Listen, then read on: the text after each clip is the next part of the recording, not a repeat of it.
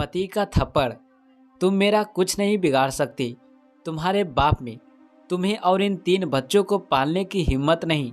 पढ़ाई तुमने की नहीं, मेरे बिना तुम हो ही क्या। प्रभात ने श्वेता से कहा। श्वेता रोती जा रही थी और एक हाथ में बेटी को लिए उसे चुप करा रही थी। उसका 5 साल का बेटा माँ के सूट को जकड़कर खड़ा था और माँ को चुप होने के लिए बोल रहा था। बच्चे प्रभात के इस रूप को देखकर सहम गए। माँ के आंचल से उतरने को तैयार ही नहीं थे। श्वेता ने बच्चों को रसोई में बिठाया और खाना बनाने लग गई। ये पहली बार नहीं था जब प्रभात ने शराब पीकर श्वेता पर हाथ उठाया था। हर दूसरे हफ्ते की यही कहानी थी। श्वेता के पिता ने ग्रेजुएशन के बीच में ही बेटी की शादी करवा दी। श्वेता के पिता रिटायर हो चुके थे। श्वेता की 2 बहनें और थी, इसलिए श्वेता का रिश्ता तो करना ही था ताकि पापा की कुछ जिम्मेदारियां कम हो। श्वेता ने अपने पापा को कभी प्रभात के इस रूप के बारे में नहीं बताया था। 2 दिन बाद श्वेता के चाचा जी शहर किसी काम से गए तो श्वेता के घर भी चले गए। श्वेता चाचा जी को देखकर अपने निशान छुपा रही थी। इतने में श्वेता के बेटे ने बोल दिया, मम्मा दवाई लगा लो, आपको दर्द हो रहा होगा। चाचा जी समझ गए पर कुछ बोले नहीं क्योंकि प्रभात भी वहीं बैठा था। चाचा जी के जाने के बाद प्रभात बेटे को मारने लगा। श्वेता ने बीच बचाव करके उसे बचाया। माफ कर दो, बच्चा है, अब नहीं बोलेगा। प्रभात ने श्वेता और उसके बेटे को घर से बाहर निकाल दिया। पूरी रात दोनों माँ बेटा बाहर खड़े रोते रहे और दोनों बेटियां अंदर। प्रभात तो फिर शराब पीकर नशे में धुत हो गया। श्वेता के पड़ोसी आए, उन्होंने दरवाज़ा तोड़ा। बच्चियां रो रो कर बेसुध पड़ी थी और प्रभात नशे में धुत पड़ा था। श्वेता अपनी बेबसी पर रोई नहीं। उसने पानी की बाल्टी लेकर प्रभात के ऊपर डाल दी। वो तिलमिलाकर उठा और श्वेता को मारने दौड़ा। श्वेता में जैसे कोई ताकत आ गई हो। वैसे भी माँ अपने बच्चों के लिए तो खून तक भी कर सकती है। श्वेता ने उसे धक्का दिया, अपनी बेटियों को संभाला और दूसरे कमरे में खुद को बंद कर लिया। प्रभात अब भी नशे में था। नशे में वही रट शुरू, मेरे बिना तुम हो क्या, भूखे मरोगे।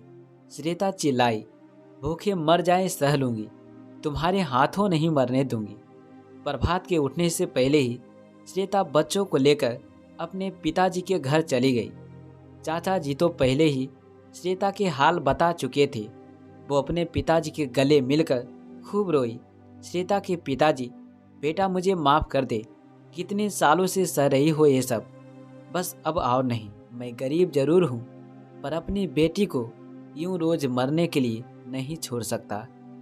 प्रभात सुबह चाय के लिए चिल्लाने लगा। जब देखा कि आवाज़ नहीं आ रही है तो पता चला बच्ची और श्वेता नहीं है। श्वेता के घर पहुंचकर दरवाजे से ही चिल्लाने लगा, अब कभी वापस मत आना, तेरी जैसी मुझे बहुत मिलेंगी, तू मेरे बिना है ही क्या। श्वेता ने पिताजी को हाथ पकड़कर रोक लिया। पापा उसे बोलने दो, उसे कोई जवाब मत देना, खुद ही चला जाएगा। प्रभात चला गया। तिल मिलाता हुआ, श्वेता माँ अब नहीं जाऊंगी मैं, मेरे बच्चों को मार देगा वो।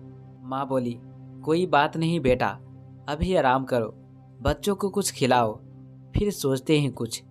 श्वेता की छोटी बहन भी आ गई अपने पति के साथ और दीदी की यह हालात उसे देखी नहीं गई। श्वेता की बहन, दीदी तुम खुद को कमज़ोर मत समझो, हम बहनों के लिए अपनी पढ़ाई छोड़कर शादी कर ली।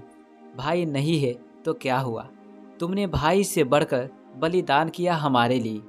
मैं छोड़ूंगी नहीं उस प्रभात को। श्वेता की बहन और उसके पति ने वुमेन कोर्ट में केस डाला और प्रभात मजबूर हो गया बच्चों का खर्चा देने के लिए। हर महीने उसे पैसे भेजने पड़ते और वो खाने तक का मोहताज हो गया। बिना औरत वाले घर में कोई काम वाली काम करने को तैयार नहीं हुई। कोई 1-2 आई भी तो प्रभात की शराब की आदत का सुनकर फिर दोबारा नहीं आई। श्वेता उन पैसों से माँ के साथ मिलकर सिलाई का काम करने लग गई। जब कोर्ट में तारीख पर मिले तो प्रभात ने कहा, ज़्यादा इतराओ मत, अभी तुम मेरे बिना कुछ नहीं, राशन तो मेरे पैसे का ही खाती हो। श्वेता को ये बात बहुत चुभी और उसने उन पैसों को खर्च ना करके जोड़ना शुरू कर दिया। धीरे धीरे श्वेता ने अपना बुटीक खोला। बच्चे भी नाना नानी के आंचल में अच्छी तरह पलने लगे। एक दिन प्रभात आया, मुझे माफ़ कर दो श्वेता। देखो, ऊपर वाले ने मुझे मेरे कर्मों की सज़ा दे दी। मेरा लीवर फेल हो चुका है। लीवर ट्रांसप्लांट के पैसे तक नहीं है मेरे पास। श्वेता, तुम मेरे पास क्या लेने आए हो? मैं तो कुछ नहीं हूँ तुम्हारे बिना। प्रभात, मुझे माफ़ कर दो, मैं कुछ नहीं हूँ तुम्हारे बिना। तुम्हारे बिना कोई घर में काम करने वाली तक नहीं आती। मेरे चरित्र को प्रमाण पत्र की ज़रूरत पड़ गई तुम्हारे बिना। कोई भी एक कप चाय तक भी नहीं पिलाता मुझे।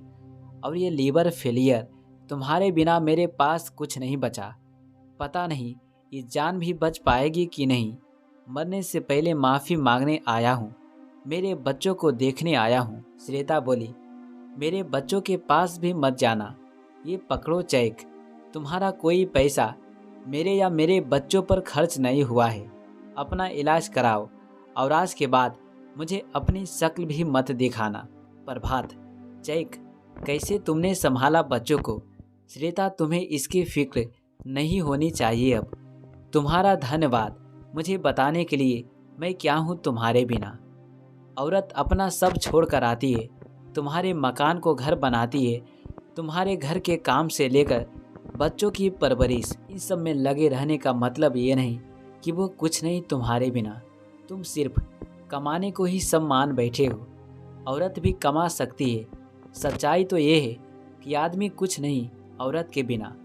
अब तुम ये पैसे लो और चले जाओ यहाँ से। श्वेता, पापा इसको बाहर तक जरूर छोड़ाइए।